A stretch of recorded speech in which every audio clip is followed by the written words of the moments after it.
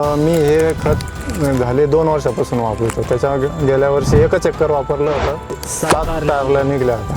बरोबर. दुष्काळ होता. पण मागल्या वर्षी 10 एकराला वापरलं.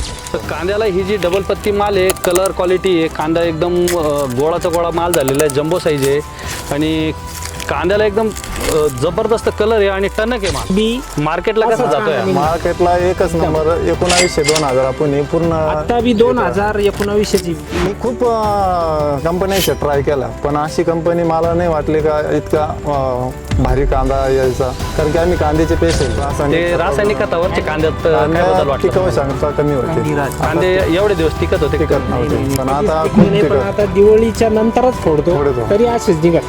कांद्याचे जर आज मी सुद्धा चकित झालो की कांदा एवढा गोळाचा गोळा माल आहे साहेब. आणि आज असं आहे की आता चाळीत टाकली